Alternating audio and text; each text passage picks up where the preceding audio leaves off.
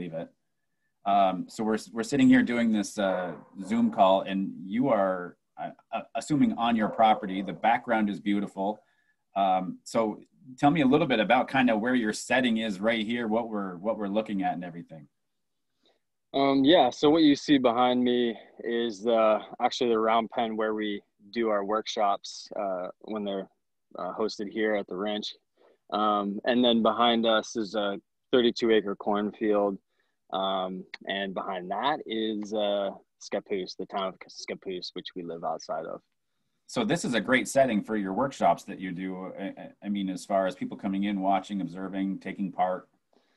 Yeah, I mean, we're super fortunate to be here. It took us 6 years to kind of secure this place. 6 very patient years. And yeah, it's, we're super fortunate to be able to live out here, and share this with people and their dogs. But yeah, it makes for a very enjoyable workshop for sure. So very easy on the eyes. Yes. And like I said it before, when you first turned the camera on, I'm like, that looks like a fake setting to me. It looks like you got a green screen behind you.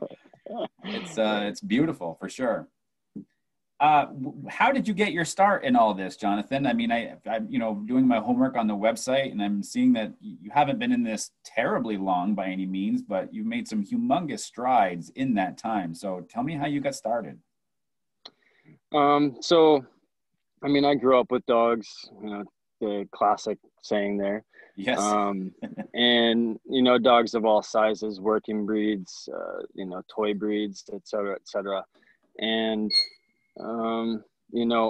I learned quite a bit, I never really did any formal training with them, but for whatever reason, just kind of had different boundaries for myself and just kind of stuck with those. Like I didn't ever, even as like a younger kid, want my dog to pull on me or like bark or whine and so on and so forth. I don't exactly remember how I went about doing that back in the day, but I was able to keep a pretty calm dog regardless of what it was. And then as far as getting in this kind of professionally, I came out to Oregon to visit my sister after the stock market crash, because I day traded before, kind of moving out here, and then took a break from that and lived on a ranch in Northern California. So I came up here to visit my sister. We're like just broke as could be, and never left. And she had started Oregon Tails, I think almost a year before I had gotten there.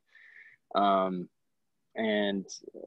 I think she had like maybe 4 or 5 dogs, and it was just kind of we'd go to the park or like local areas where there was public access to like water and stuff, and Portland back then was super quiet, and just kind of started going out with her and the dogs. And I think it was maybe a year after that she kind of got a little burnt out. And that's when I took over the business and kind of just grew it into what it is today. Back then it was kind of, as we grew, maybe like when I took it over, we had like 7 dogs or something like that, very small. But it was a situation where it was always off leash. And it was kind of like we'd open the doors and the dogs would run out. It was very unstructured. Yeah. Very, very loose, like you'd call the dogs quite a bit and like just kind of hope that they'd come, and like it all kind of worked together. But back then, like some dogs would like get really far out, like chasing ducks. It was kind of stressful. Let's just put it that way. Like, I'm not quite sure how current dog walkers who do off-leash stuff, manage that. Because I remember being out there and I'm like, this has got to change. I have to build my skill set to manage 7 dogs. And so it was really putting myself in those situations that fueled me to find different ways to communicate. And find different ways to manage a pack that was growing in size, and putting different elements into play. And so, yeah, so that's kind of how we started off. So you really got On out of our kind of journey. the corporate world, if you will, a little bit, and got back to nature by the sounds, right? You kind of get out of what you were doing and get into something that's a little more Mother Nature-esque. Yeah, that's exactly it. I mean, when I was living back home, and I was trading the foreign exchange market, which is currencies and the minimal, like minute fluctuations. And so that market was open, it's open 24 hours a day. So I would not see the light of day very much, nor my friends, Wow. just developing a system. And I was just managing my own money. And then a little while after that, managed some other money as well, and developed a pretty solid system. And then when the stock market crashed, just the dynamic and of the market and how it moved and stuff like that didn't um, fit with the system anymore. And so I just kind of called it quits in that area and decided to, I guess, swing the pendulum the other way.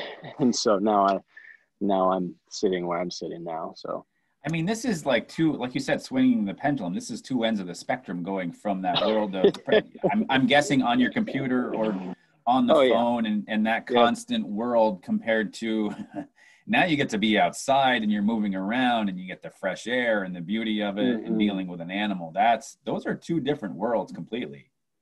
Very different. But I've gone at dog handling very similarly. Like I was pretty devoted to trading and spent a lot of time, learning and just focusing my energy in that area. And so with these beings, like the way we do it is kind of a 24-hour job for us. There's no clocking out really, because we always have either our personal dogs, which we spend a lot of time with, and we like to move, whether that's hiking on the property or going on other hikes or going on trips.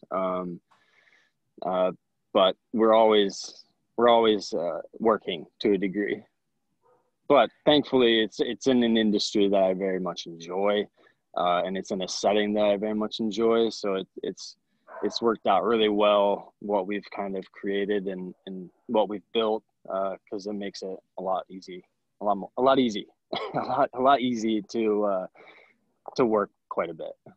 So once you take over this business and you realize like this is a little out of control for, what's resonating with you, where do you go from there as far as working on your skill set, working on the dogs? What makes that change for you? Um, well, I mean, we definitely did. I started to do some research, and did some uh, research in regards to like Caesar Milan, um, and I think the monks of New Skeet, Yep. um, just kind of the bigger names, and adopted some of their philosophies, kind of a mix mash, and kind of what felt good and what I thought felt good, to the pack and the dogs and whatnot, and where we found success. Um, and we did find a lot of success, and we have found a lot of success. But I guess, again, it's kind of in my nature to keep pushing the envelope and keep pushing for more enjoyment and more fluidity and efficiency. And and so, over the years, it was a situation where we were finding quite a bit of success. And then I started teaching other people, and a lot of people, you know, they didn't have the skill set, they didn't maybe have the drive, or they were uncomfortable doing the things, that like we did, maybe leash corrections and so on and so forth. People just either they're physically incapable of handling their dog because they're mismatched in regards to weight and skill, Yeah. um, or just kind of like emotionally they felt like they were hurting their dog if their dog squeaked because they wanted to go get at a squirrel or so on and so forth. And so I kept running into these walls with these individuals, and And then on the other opposite end of the spectrum, there was, you know, purely treat-based training, which, you know, for me has never been a draw. I very much appreciate and respect it. Yes. But for me, it just didn't really sit in my gut. And it didn't seem like it was going to be applicable in the settings that we were in with our pack, you know, with that many dogs off leash. And so I kind of ran into that wall where I was like, well, how can I help these people? How can I inspire them to work with their dogs and at the same time help them feel good doing so, you know, and give them an understanding and a skill set of feeling good, not just in their dog handling, but inside of themselves as well. And so that's kind of when things really started to skew in the direction of creating, you know, what we felt was going to be very curated in regards to what it is that we do. And not only that, but also applicable to people, you know, who may do positive only, or who do corrections or bite work or so on and so forth, you know, creating something that was more in the middle, but also could yield benefits to either side of the spectrum. And so that's kind of how it morphed. So I first, I can't remember. It might have been Art Ortiz that mentioned your Instagram page to me, and you know, once I see that, I'm very drawn to that. The scene, the setting, the state of mind that the dogs are in when they're just moving with you, and it can be a very powerful thing to watch as well. That being said, that has taken a lot of work. I know that's not something that has happened overnight where you all of a sudden take 20, 30, 40 dogs, they're all off leash and you can, you know, go horseback riding or go for a walk and everything's cool. Right. I think for those of us in the dog training world, we know that things have to happen sequentially. You know, that has to happen with a few dogs and you can add another and then you can add another and that type of pattern is created. For you, when you take over that business, you start doing your homework, you're getting better at what you're doing. Do those pack walks, hikes, experiences, do those come quickly to you as far as like, this is something I need to do, you know, and your success rate of it? Or is that something that's been in the works for a really, really long time? I don't think I understand the question. So when you, you know, when we talk about starting very slowly and, you know, one or two dogs at a time, I mean, obviously for us trainers, we tend to start with just our own dogs and then kind of build on top of that. Is that kind of the way you did it? Or were you like getting all these dogs and going? Okay. So, you know, basically the way I took over the business, we had like maybe 6 or 7 dogs. And so it just kind of built from there. And then we like got 14 and then 20 and 30, 40 and 50. Wow. And, you know, along the way, you know, it's as you get more trust and as you build that bond and that relationship, you know, with 1 dog, 2 dogs, 3 dogs, then the process for us was that we always had to have a solid foundation, very solid. And then we would go ahead and accept a new client and accept a new dog into the pack. And that was, you know, it didn't matter. Like we take all breeds. We take kind of all temperaments except for red zone. We work with those dogs outside of pack. And so then we'd bring on a dog or two and then we'd get them dialed, and then we'd bring on another dog or two and get them dialed, and so on and so forth. But, you know, it took a while for us to really get to where we are today. And where we are today is, I mean, it just feels so good. Yeah. It feels so good. And there's just, I mean, the dogs show up in the morning at 9 o'clock in the morning, and, you know, people who come do student of the pack, they just look in the back of the van with these, you know, these days it's about 25 dogs, and they just get in and they find their spot and they lay down. There's no excitement, there's no playing, and that's at 9 a.m. It looks like it's 5 p.m. 9 p.m. Right? And, Yeah. yeah. And I remember Lynn Boki, he came out and saw the pack, and I think I remember that's what he said. He's like, this looks like it's 5 p.m. and they've already been out all day. And we don't have scuffles. Like it's just, regardless of if we bring a new dog on, like it's just so dialed and so curated that it's so smooth. But it has not always been that way. There's Sure. definitely trials and tribulations, and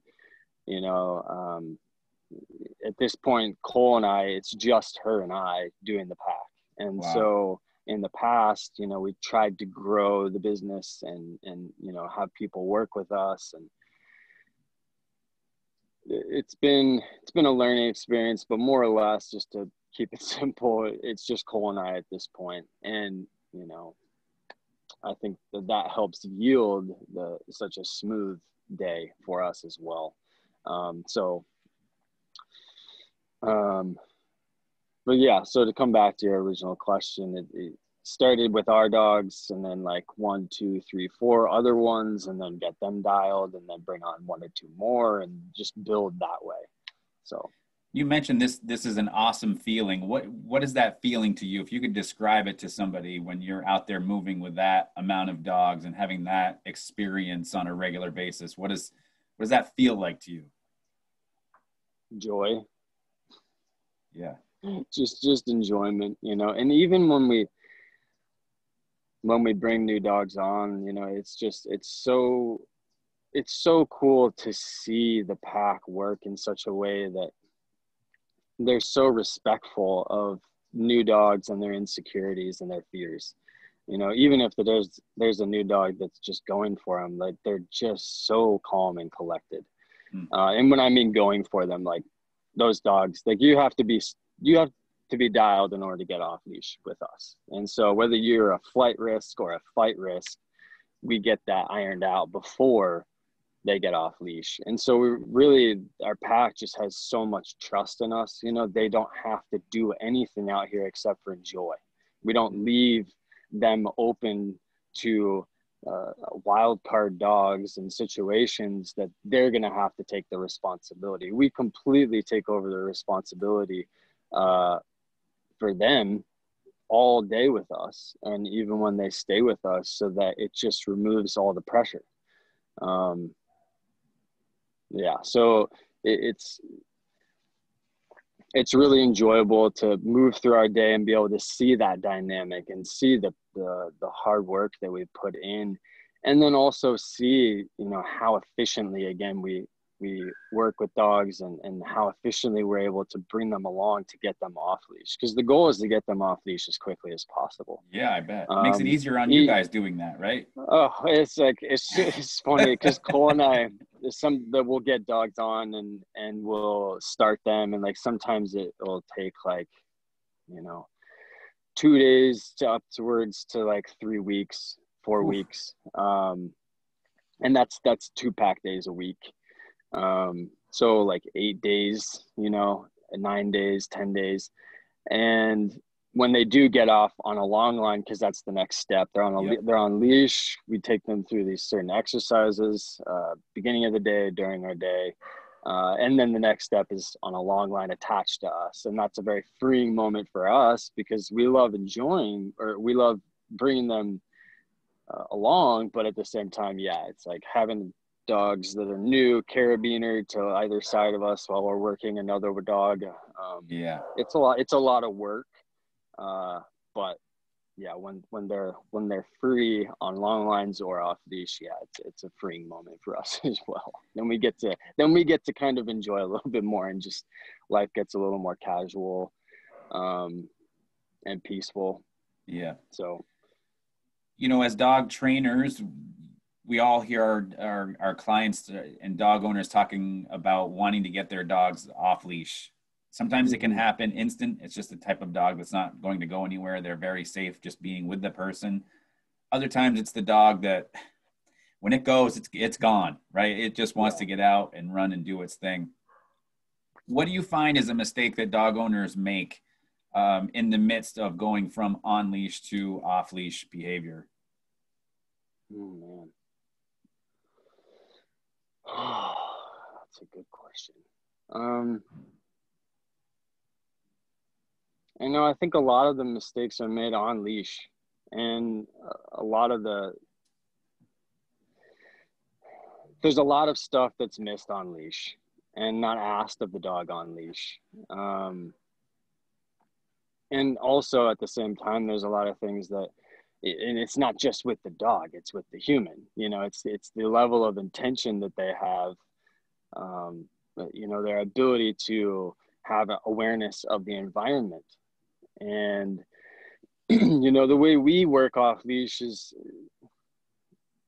I think it's it's different than how I feel a lot of other people would want to work off leash. Like, there's no room for error in our business, in our line of work. Our property has no fences. We have 2 little yards that are fenced, but the majority of our day is out walking on 1,000 acres.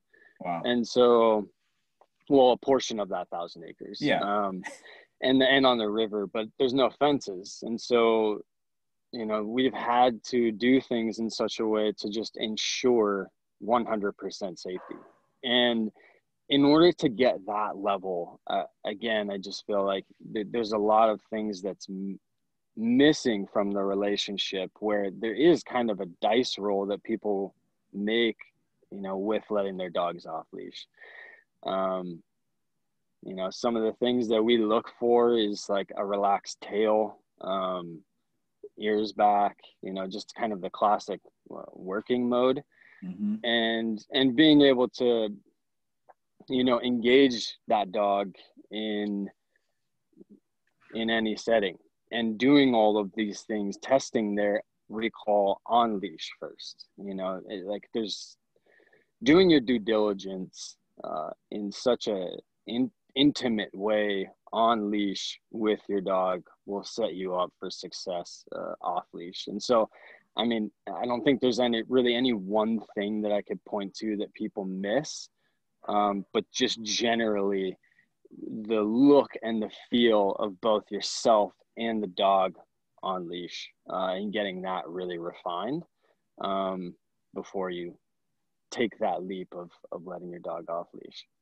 I think you bring up a good point as far as the body language of the dog when you decide to unhook them, that you don't want to see that dog with the ears perked up, scanning through the trees in the countryside, looking around, trying to find something that's moving as the best time to unhook the leash, right, just to test it out to see if they're going to stick around. And mm-hmm.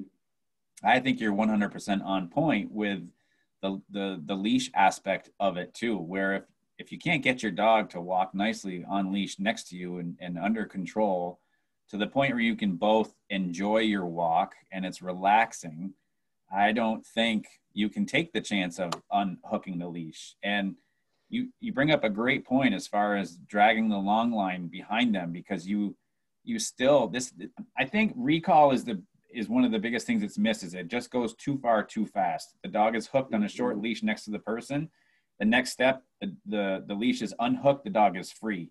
And that there's no in between. I mean, you mentioned the carabiner thing of being hooked to you, and you mentioned the long line of they have to drag that and still be in your vicinity to eventually work their way off leash. I think there's a lot of steps that are missed between being on leash and off leash, and the body language too, which is even another step that's mixed into that as well. Yeah, and it's, a lot of people, they want to advocate for their dogs, and they do in so many ways, but for some reason it's like a lot of people, that it escalates quickly. It goes from on leash to off leash too fast. And then, when the dog's out there off leash, then if you haven't built this kind of trust and a bond with your dog, then they're out there off leash, and they're to a degree kind of set up to fail. And they may fail in a jolly way. They may just like run into a bramble bush and get all stickery and like stuff like that, or get covered in burrs, or they may have not a jolly experience, and that could potentially be scarring. So there's yeah, for us, it's very sequential, and we build up to that off leash, and we want that for the dog, but Yes. we're not pressured into giving that to them, because for us, we want to do the work of a month, 2 months, maybe, to get them completely off leash. But for us, taking that month to 2 months or something, 8 days, for like, yeah, however many days, is really important to us, rather than giving them that experience that we know that they want and we Yeah. want them to have, but we're just not going to give it to them too soon. We're not going to give the keys to the car to a 13-year-old. We're going to wait for them to, Yeah. mature, build their skill set, and build a rapport with us. And then when they're 16, they pass their driver's license. Then we go ahead and give them the keys. Yeah. But I think a lot of people they've got to just, earn it. yeah, they've got to earn it. But to me, it's less of earning it, but more just like understanding that this isn't their natural environment. This is ours, and there are things that they don't understand, they can't comprehend, and so to help us, look to us for that guidance, have us be more of an equation in their mind. That's very important. So it's more like you said, you use the word earn. I guess I'd said use the word like, I don't know, Comprehend. just kind of building more trust and a bond. Yeah.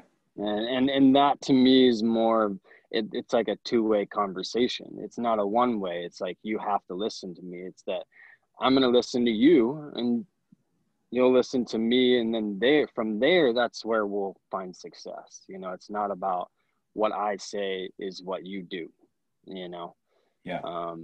which is, again,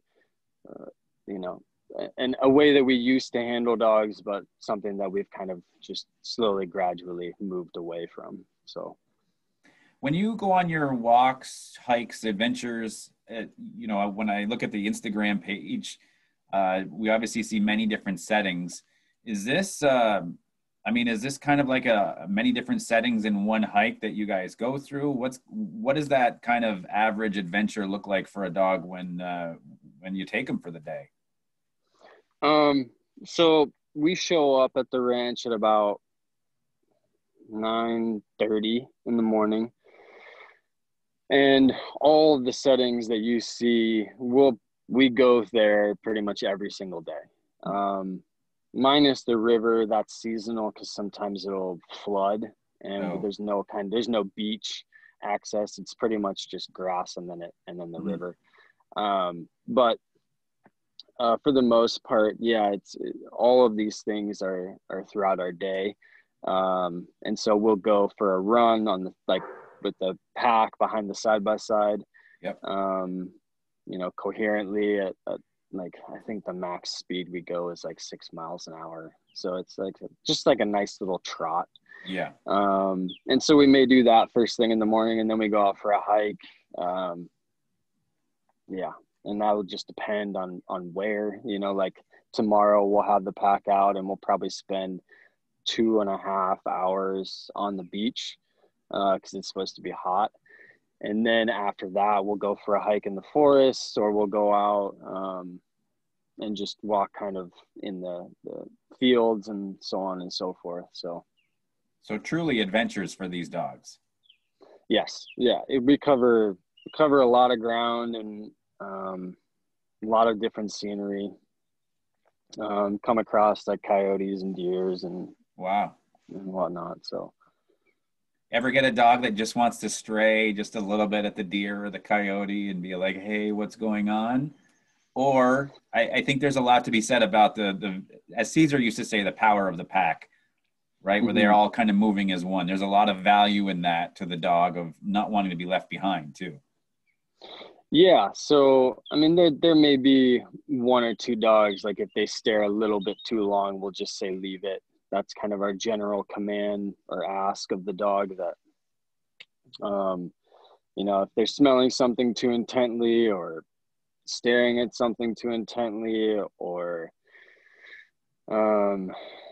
whatever the case may be. If we want them to break from whatever they're doing, such as staring at a deer, then we'll just say leave it. But for the most part, they all just kind of stay in line and kind of have that drive to be with the pack.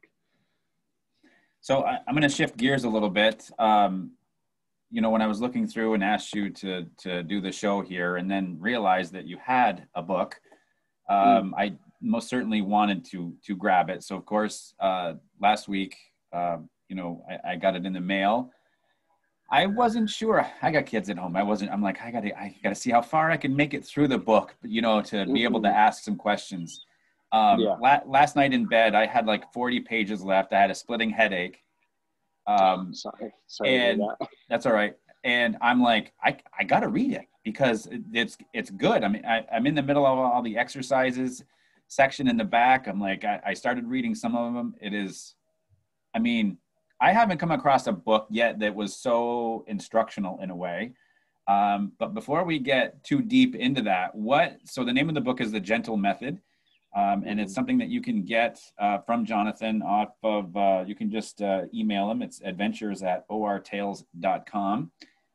So tell me what inspired this, Jonathon, as far as like it's time to write a book. You know,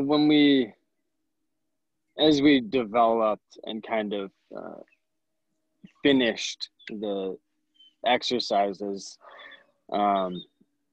we knew we wanted to bring it to everyone else. We didn't think that we would necessarily write a book so quickly, but it just kind of snowballed into that. Yep. And we wanted something that people could take home, you know, when they came to do a workshop, so they could continue their study, more or less, their practice. And so it kind of just happened, fell in place like that. And thank you to Cole, because she was the one who basically she wrote the whole thing. You know, I'd look at it and stuff and we'd talk, but you know, she got really proficient in the exercises, and you know, just kind of took the knowledge that we both kind of developed and came up with over the last 5 years, and just ran with it. So it was a very easy read, which is for me fantastic, because I open up a page, if I see like 10,000 words on one page, I'm done. I've checked out. But so, you know, to me, this was so kind of apropos as far as what was going on, you know, when you label it The Gentle Method, but also your verbiage that you use in the book as far as the asks, the gives, the feels. It took me a second to get that verbiage, because for a dog trainer, your pattern is with certain words and terms that we use, and that they've been very traditional for decades. This seemed much more of a two-way relationship type of feel reading this book than a one-way command. This is what I ask of you. I'll reward you for it. And then this is what I ask you. Yeah, and I'm going to reward you for it again. This was a different, just the vibe of this gave me a feeling of this two-way working relationship with the dog. And I thought that was cool, because, you know, the title totally matches the vibe that you get from reading this. That's great. That's great to hear. The other thing too, I wanted to let people know is that this is now available. Like I was telling you before, I had a couple people message me and said, how'd you get your hands on that book? You got to go to a workshop first. But why don't you explain, because you said you've opened this back up to be available. Yeah. So once everything shut down because of COVID, that's when we made the call to open it to the general public for sale, because we knew that we didn't know when we were going to be able to offer workshops again.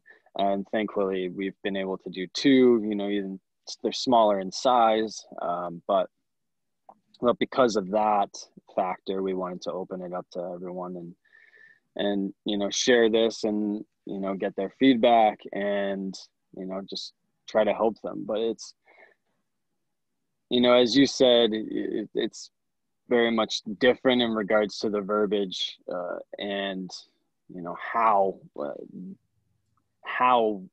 the exercises unfold for the human and canine relationship. And it is very intimate, and I guess we wanted to keep it kind of close to home originally because we wanted people to really get the understanding and the feeling from us, from Cole and I at a workshop. And, we still hold that to be extremely valuable. But it seems like there's quite a few people who are really getting along with just having read the book, which is really great to see.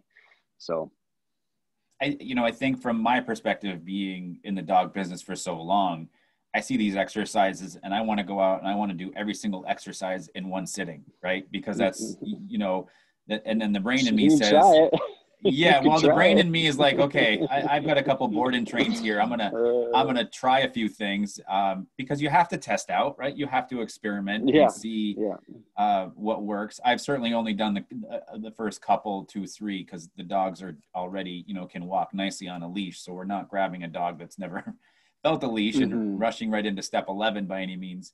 But the other part of this too is I was trying to read this from 2 different perspectives, dog trainer, and then also as a dog owner. I think it's probably, as a dog owner, that maybe hasn't attended one of your workshops, I think it's probably easier to understand the explanations and the terms that you use because there isn't something that's preconceived there already. Right. And it's a very, to their perspective, probably easier to understand it rather than my brain has this other pattern that I have to break. And I found myself many times like going back to see what the actual definition was and then, kind of bouncing back and forth. But oftentimes when we see a step-by-step progression, there is the desire and need and want to jump ahead. And of course, for me as a trainer, I see that. Was this book created just for the sense of, hey, we can help people? Or was it created in the sense of this would be good for dog trainers to learn to carry on, dog owners? What was kind of the goal when you put this together? It was heavily influenced by Merlin, my horse. When I got him, he and I had to get on the same page in order for us to enjoy our time on this planet together. Yep. And, that curve, that learning curve was so steep. And because he was green, I was green. But thankfully, I found a mentor in that area and in Buck Brannaman and, the lineage of teachers that he comes from. Yeah. And so they work with animals, they work with horses, and in such a way that it's just so incremental and, so simple up front. And, it's really advocating for the animal and their enjoyment and their success and not asking too much of them too soon. And, while there's definitely nuances, and you can get people who are working horses and they're doing the exercises, but they're really not. They're just going through the motions and they're not working and their horse isn't working. So there's definitely those people. And there's people who are working their horses and whatnot too hard. But anyways, the overall structure just really caught me because you can't force a horse to do what you want. They're too physically powerful. They're too powerful and they're so dangerous when they're not solid, and so having to get on the same page as this 1,000-pound animal that was once wild really opened my eyes to that two-way relationship. And so the structure of these exercises to us, it was never going to be something where we're like, this is the only thing that you should do as a canine companion, whether a human companion. you know, whether you're a professional or a quote unquote civilian. It was never going to be a replacement for it. That's not our intention. The intention is to be more of a complement to what other people have learned. And, you know, what we've found is that a lot of people, when they begin to really understand the exercises, you know, they find a lot of success in that simplicity, you know, because you're walking around in a circle in step one. And so with the dog on the outside and the simplicity of that, I always at workshops, I describe the exercise and I'm like, yeah, it's super easy. Let's go ahead and give it a try. And, you know, for a lot of people who have quote unquote well-seasoned dogs, that's step one. If you do it right, you're going to uncover some things that you may not have realized was there, but you may realize that, you know, you're going to be hitting a chord in step one that may be their reactivity off leash or you know, their counter surfing or whatever, you know, it's there's a residual. Anyways, yeah, you know, it's really what we've found is that you're working on the imbalances in the dog, whether that's, you know, fear, flight, fear, fight, you know, prey drive, et cetera, et cetera. You're working on it without working on it directly. Yes. You're not going to work the dog in front of the coyotes and the deer, like, to try to get them to listen. It's like you don't need that to make some really amazing progress with coyotes or with loud noises in the dump truck. Like you're ironing things out without the stimulus needing to be there. I think that's a great point you bring up too, because I think that's a big misconception with dog owners. And I see it a lot when lessons happen too. You know, the dog owner will come and say, well, he's not going to show the bad behavior to you.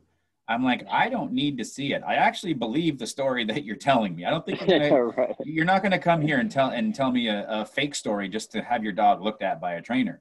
Right. But we don't, Lynn always used to say getting into the deep end, right? We don't need to get into the deep end with every single dog just to get what we need out of it. Right. I liked the simplicity. You know, when I saw step one, I'm like, okay, well, that makes total sense, because I've done some random circles with dogs before, but nothing obviously to the degree of what you teach here. But the first thought too, and I had done my homework, so I'd seen your horse, you know, with the circles, was this seems like a very miniature version of what happens with horses in the ring. Is that correct or no?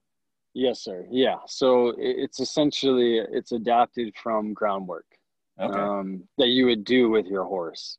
The only difference is that, you know, when you get a green horse, you're going to typically work with them off lead, because they don't understand lead yet. They don't understand pressure at all. And so they're going to be thrashing. And so you got to quiet their mind without that. And then you go ahead, and once you have their brain quiet and you're kind of linked up or synced up together off leash in that round pen, then you go ahead and put the halter on and the lead rope. And that's when you can kind of start to help them understanding that pressure. But with the gentle method, you know, a lot of people, number one, they don't have round pens, because ideally I love to work with dogs in that setting. But the other thing is that a lot of dogs already understand pressure, but their relationship with it's going to be way different, you know, from dog to dog, person to person. And so, you know, at the same time, you know, it's not a situation, again, where people have round pens or they have access to, you know, fenced areas. And the reason why we like to work in circles is because with that arc, you know, the same thing with a horse, in that round pen, there's no corners. So they can't stop moving. And it's that movement that is your friend and their friend. And so and that's why we work with dogs, is that we're constantly moving with them and helping them bend and not finding and helping them through any sticky points that they may have, you know, not stopping them and asking them to sit or in a down or a place or something like that, but rather keeping their body moving and feeling where they may get sticky or where there may be some pushback, and just kind of helping kind of massage that out, or, you know, something like that. So, yeah. It's interesting you talk about the sticky points, and I even that term I like, because it is. I actually had one of the board and trains out yesterday, and it was like her last session, just leash stuff, and she's come a long ways. And I thought, okay, I've developed a pretty good relationship with her. She goes home here pretty soon. I'm just going to do some circles out here with her out in our driveway on leash. And it was funny. I got going for a little while. I'm doing a circle, and then all of a sudden she just stopped and hit the brakes. Mm-hmm. And I'm like, okay, all right. I know how to work her through this. You know, I just slowly get her going. I get movement again. She comes around to the same exact spot, stops again. And I'm like, okay, now there's a pattern, right? So we, obviously as trainers, we see these things that happen. So same thing again. I kind of worked her through it. She got out of it a little easier this time. Third time she hesitated, but she didn't stop. Meanwhile, I'm still kind of like looking around, seeing what it maybe is there something, because we also have to observe, right? I see her body language. I want to see where she's looking. Is there something on the ground? Who knows? I'm trying to figure it out for her. I'm certainly not correcting her, because she's telling me that she's uncomfortable about something. And then the fourth time was she just slowed down a little bit. Fifth time, she went right through it. And I'm like, I think that's what he was talking about, as far as one of those sticky points to try to get her through. Yeah, and that's really where the rubber meets the road, because your dog's having its own thought process, and it's having a conversation inside of itself that you don't know. You can try to figure it out like you were trying to do. And for us, we don't really try to analyze situations like that. All we do is we're like, I know what we're doing right now, and that's walking in a circle. And for us, it doesn't matter what's going on. I know that there's something going on inside of you, and I'm going to be courteous to you. If you want to stop, cool, go for it. But I'm not going to make it the easiest thing to do to stop, but I'm also not going to force you to walk forward. And you just wait for the dog to kind of choose you, and then you're off to the races, and they may hit another sticky point, and then you just do the same thing. So what you're doing there, what we've found, is that you're showing the dog that you have patience for them to kind of think through something, whether it's an insecurity or there's a piece of poop that they don't want to walk over, who knows what. But you're being patient, and you're not forcing them to do something. You're not physically forcing them to move their feet. You're waiting for them to offer their movement and offer their feet in that direction, and then you give to them. And so it's on that basis that you begin to build this kind of different and new relationship. And, when you have those moments time and time again, where the dog has a thought about something and then they act on it, as opposed to just following your lead, then when you help them iron that out, and help them understand that following you is the easiest and most enjoyable thing, and that you can still observe life, right, but not react to it. And react to it means, to us, reactivity in dogs doesn't have to be aggression. It doesn't have to be an offensive thing. It could be a defensive thing in regards to flight, or it could just be that you're overly excited. But the foundation of it is action. It's reaction to the environment.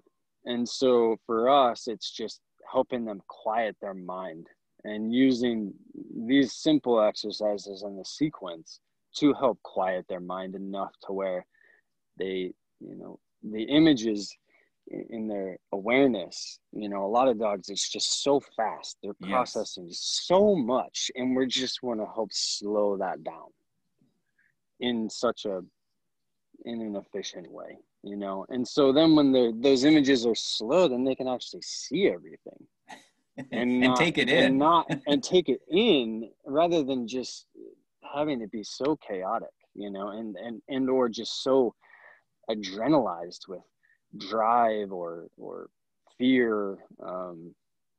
So yeah, anyways. I thought, reading this step-by-step thing, and I picture of, myself going through it with my dogs.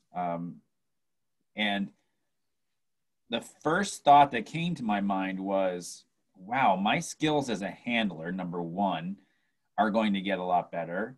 My dog's going to get a better understanding of me. I'm going to get a better understanding of my dog. I feel like when you talk about these different exercises and these different movements and where they hold tension, how to help them release that tension, how to, make them more aware of what's going on. I mean, this was so black and white to me reading through this. Like I said, I was like, I am not finishing this last night. Like I am finishing this. But there was just so many things that kind of overcame me as far as its, how it's explained and the ease of it and everything. Is this something like these exercises that you have, and they're all in sequential order, and you're very, specific about making sure that you can do, step one very, very well before you go on to step two. How long have you been practicing these steps, Jonathon, before you're like, okay, this is the order that they need to go in? It didn't take a whole lot to really, honestly, it just came. Yeah. It just came after observing, working with my horse, Merlin, and seeing other people work their horses at Buck's clinics and workshops, and just seeing how it just was so, the pressure that they put on the animal is so sequential, because you can't ask a horse to bend in a certain way or turn in a certain way before you prep them to do that move. They can do it on their own. Sure. But being guided by a human, that's different. If you just let them leave them be without human influence, they can do all of it. But then when you get behind the lead or get in the saddle or on the lead rope, that's when they're confused, because they're like, I'm not in control anymore. And that confusion could be fear. It could be who knows what. And so you really want to go very slow. And, in the horse world, Buck is he's a heck of an individual, just as a human being, but then as a handling horses is just incredible. But another thing that I took from that world is, number one, the etiquette and the amount of respect that they have for these animals. And that doesn't mean that they're going to be super soft-handed, They're not going to just let the horses push them around. That's not respect. Sure. But it's also not going overboard. They're not going to go from a 1 communication to a 50, So you really they really build them out so that when they ask them to do something new, they know that they're going to succeed. They may fail here and there, but they know where the support comes in to help them succeed. So there may be fear, and they may test all these different things, but they know that when they test this, that's closed, and they know what to do when they hit a door that's closed. And so it really is a situation where the animal feels supported. And that's really what inspired us to work with dogs in this way, is so that they feel supported and not lured to do something or not forced to do something, but just supported doing something, and supported through a different situation and precarious situation, or through their fear or whatnot. So it really was influenced by the horse world, in just how simple they make things right up front, and they just build out the build the horse out from there, you know. And so we Yeah. just wanted to do the same thing for dogs to ensure that they felt supported and you know, yeah. So I remember the first time I watched the movie Buck. It was a number of years ago. I don't know, probably 6, 7 years ago, somewhere in there. mm-hmm. And I'm still kind of early on as a dog trainer, and I'm like, whoa, this is some serious stuff. Because I had zero knowledge of the horse world. We had a neighbor with a fence. That's all with a horse. That's all I ever saw. So Yeah. zero knowledge. But to see how he was doing things, I think I ended up buying my staff each a copy of it, just for the sake of just watching it. You don't have to. Yep. We're changing everything, but just watch it and observe it and see how he works. I've never been able to make it to one of his workshops. I hope to eventually, because I've heard nothing but amazing things about him and what he can do. There are a lot of correlations between horses and dogs. And, you know, when I get a client in that is a horse person, if you will, there's a lot of nuances. There's a lot of similarities. The big difference is that we're dealing with one as a predator and the other is prey, which is the big difference. You having both species here, both horse and dog.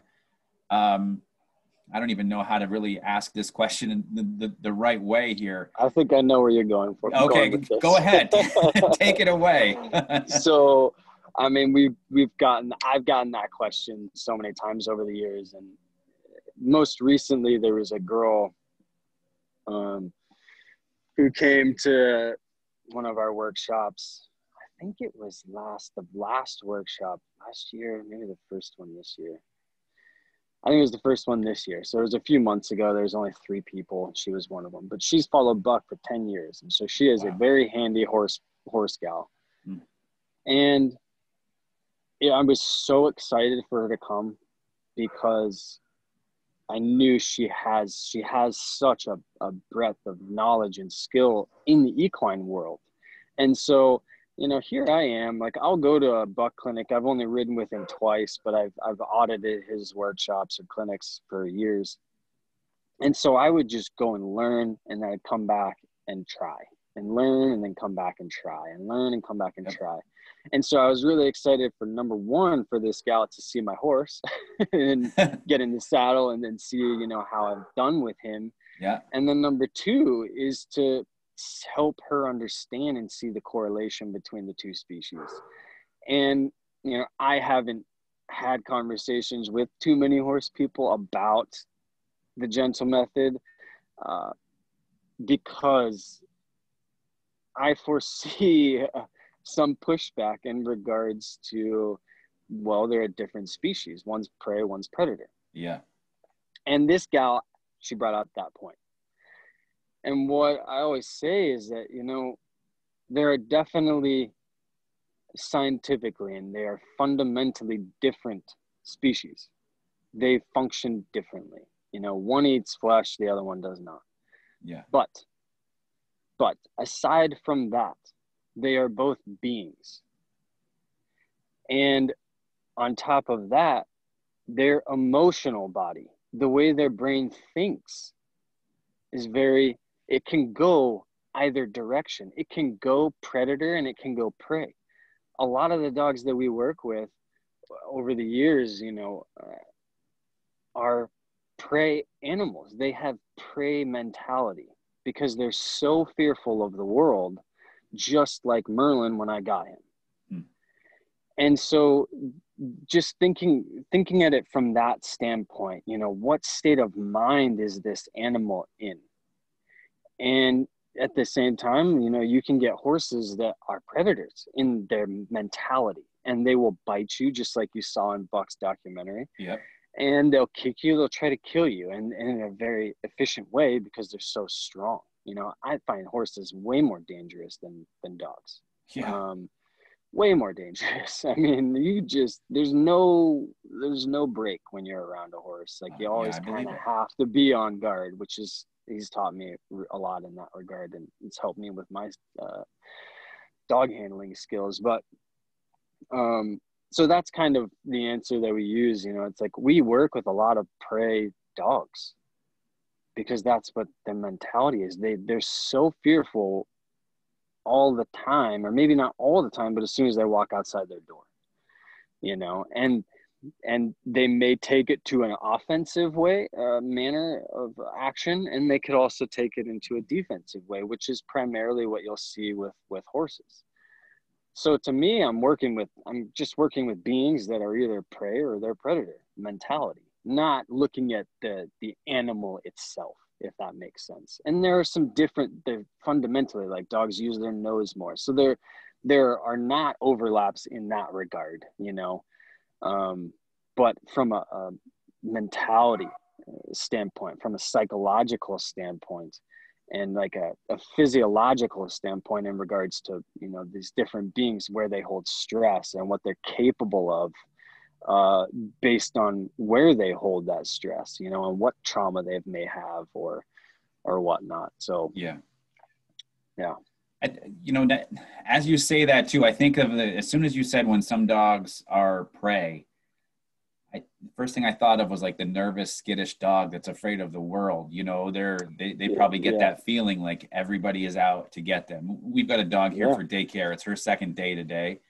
Last week was just like an evaluation day, and she was scared of everything. And today was she made some strides today, but you know, if I look at it now, I look at it in that aspect of, if she thinks that every dog is coming after her, you know, the world was moving so, like you said, so fast, and just all these dogs are coming at her, that she may feel like she's prey. I think that gives a dog owner a different understanding of their own dog now too, of if this dog thinks that they're prey, well, we've got to change that. We don't want that dog to have to go through life thinking that. Yeah, and it really puts it in perspective, you know, for us. Like, I don't care if you bring me a dog that wants to rip my face off or, you know, kill Juno, my dog. It's to us, it's fear. You know, that we don't think that beings are plopped down this earth with that kind of just animosity. You know, it's something that can develop and grow over time. And so I look at those dogs, you know, that are more offensive and you know, reactionary and aggressive. And I look at their behavior as, you know, it's just self-preservation. They think that I'm going to end their life or somebody else is going to end their life, and they don't want that to happen. And so, you know, that's why they do the things that they do. And, you know, whether it's resource guarding, that to us is still self-preservation. Because, you know, it's like, if I don't get food, if that dog in the past has experienced not getting food for whatever reason, and so it cherishes food. And so when you look at it from that standpoint, for us, it just brings a lot more empathy and compassion to the handling and how we go about things. Yeah. And again, it's not like I'm going to be so soft with these. Like, empathy and compassion doesn't mean just you're a pushover and it's just like you're this gushing heart, you know. It's not don't get me wrong, like, there definitely is a place for that, time and place for that, but for us, you know, when we look at it from a self-preservation standpoint, like prey, it really, again, it just brings in those elements of compassion. It brings in the element of empathy, because it's very real and tangible for them. And, you know, again, you know, coming back to Merlin, it's just like, when you work with a horse like that, I mean, he was wild for 7 years in southeastern Oregon and was caught. And so when I brought him in and I was working with him, I mean, everything he was scared of, like the saddle, like all of it, plastic, like cars, like he thinks everything is out to get him. And so that really shifted the way that I look at dogs who are aggressive or fearful. And I'm just like, you think everything's out to get you, and that you're fearing for your life. Yeah. And that just really shifted in my perspective and how I approach dogs, and you know, why we don't just put heavy corrections on dogs anymore. We don't physically touch them anymore, really. It's just and also why we haven't ever done it really in the past, but luring with food, you know, it's because and then going down, I don't want to go too much in the rabbit hole of that, but yeah, you know, if you're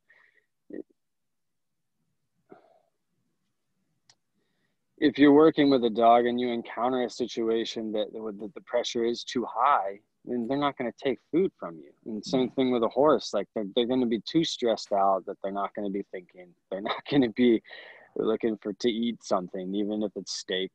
And so you really lose the ability to move through life if you're kind of not able to learn how to handle your dog in those situations, and in such a way that you don't need to be physical with them. Because again, we've worked with dogs that you can't get through to them, whether it's with food or physicality. Like I've heard stories of other dog handlers where there's a dog that they're working with, and we'll just give this as an example, where it's like, you know, there's this dog that attaches itself to another dog, and the dog's thrashing, and they spend like 10 minutes trying to get this dog off, and they spray with water, they're punching it, they're pulling its tail, like all sorts of stuff, and the dog doesn't feel it. They're not going to let go. And so again, coming at it from that standpoint of that self-preservation and how intrinsic that is to not just a horse because they're prey, but how intrinsic it is to us as beings, you know. And so anyway, sorry, I got off on a little tangent there. That's okay. That's all right. But you're so true. It's survival. Yeah. Just it's on that intensity ladder. It's sky high compared to the dog that may just lift its lip just a little bit. The communication is the same. The intensity is just way different. It just scales to different dogs because their self-preservation, they have enough trust in the world and in life that it's not very thick. It's not very strong. But then there's others that they take it to different places, whether that's to fight or flight. So it's interesting. On our pack walk, we go on every day. There's a house that we go by. They've got a couple of horses. One of them's a white one. There's two different sections of the fence, and if he's out and they have that opening to the section of the fence closer to the road, he always comes right up and like sticks his head over the fence. Some of our dogs are not big fans of it. Others are fine.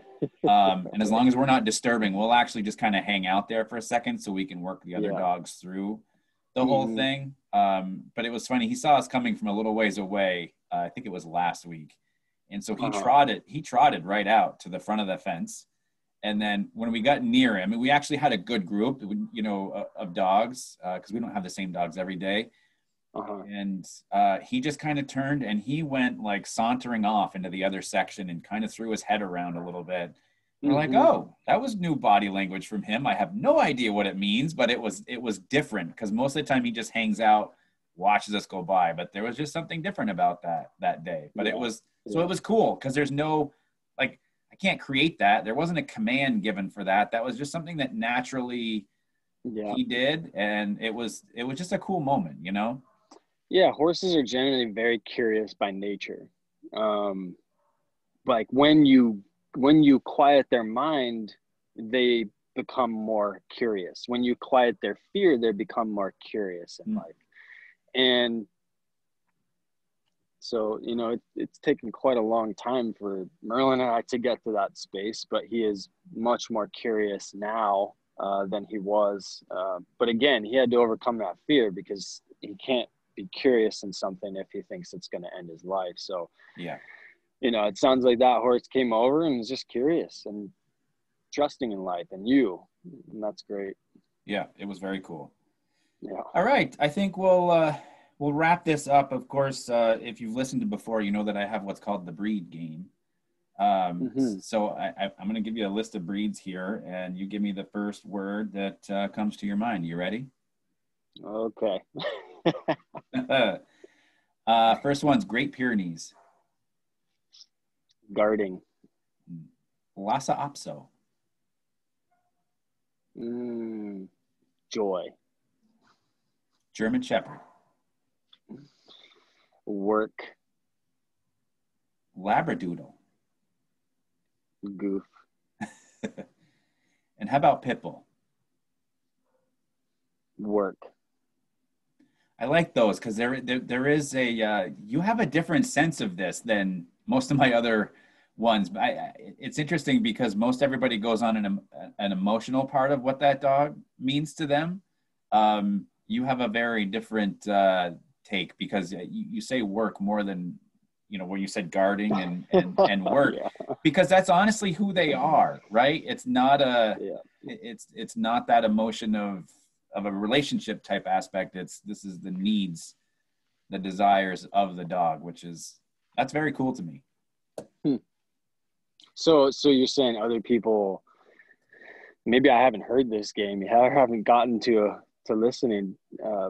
So the other people go to like more emotional space, or they talk about like memories. Okay. Yes. Got it. Or this is a breed that they run into a lot, and this is what they think of that breed. Yeah. Well, I thought it was just the first thing that came into my head. It is. To one word. Okay. You did it correctly. There was nothing incorrect about what you did. Got it. That's great. Yeah, there's definitely stories behind that. For sure. But yeah, for me, when it comes to that, I guess, yeah. So, because I had a lost op, and he was joyful. Yeah. Pit bulls, they need to work a lot. Yeah. German Shepherds, they need to work a lot. Yes, they do. And Pyrenees, he was jolly as well, but like he was pretty much a guard dog. Yep. So. Yep. Yeah. All right. For those of you that want more information on what Jonathon does, you can go to his website, ortales.com. Be sure to follow him on Instagram, which is Oregon Tales as well. Are you on Facebook, Jonathon? No, sir. Okay, so just Instagram.